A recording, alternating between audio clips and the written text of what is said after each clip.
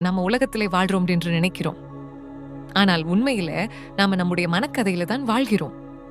பாபாஜி சொல்கிறார், மனிதன் உண்மையை பார்க்கவில்லை, தன் மனம் சொல்வதையே உண்மை என்று நம்புகிறான்.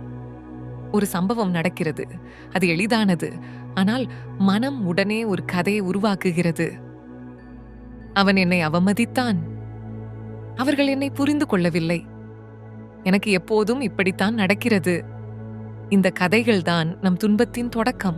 உலகம் நம்மை காயப்படுத்தவில்லை, நம் மனக்கதைகள்தான் நம்மை காயப்படுத்துகின்றன.